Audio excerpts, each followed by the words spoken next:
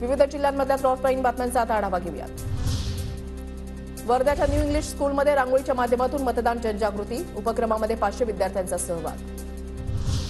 बीडमध्ये शेकडो कार्यकर्त्यांचा अजित पवार गटामध्ये प्रवेश, 1200 जण अजित पवार गटामध्ये। गोंदिया जिल्ह्यामधल्या 26,000 शेतकऱ्यांच्या खात्यावर बोनसचे 56 कोटी जमा, शासनाच्या धान उत्पादक शेतकऱ्यांना मिळणारा बोनस जमा, कर असून 98,000 शेतकरी बोनसपासून वंचित। भंडारा जिल्ह्यामधल्या 11 मतदान केंद्रांचं नेतृत्व येणार, महिलांच्या हाती मतदान केंद्रांचं सर्व संचालन स्त्री शक्ती करणार, जिल्हा निवडणूक अधिकाऱ्यांनी दिली माहिती।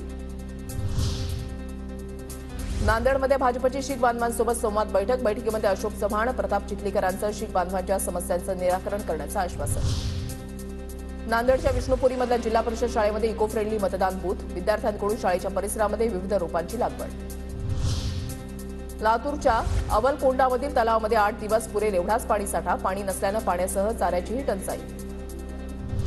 जळगावच्या मुक्ताईनगर बाजारामध्ये नव्या लसणाची आवक वाढली, लसणाला 60 ते 70 रुपये प्रति किलोचा भाव। अकोला जिल्ह्यामधल्या अकोट तालुक्यामध्ये मोठ्या प्रमाणात लिंबाच्या झाडांची कत्तल, वन विभाग काय कारवाई करणार हे पाहणं महत्त्वाचं।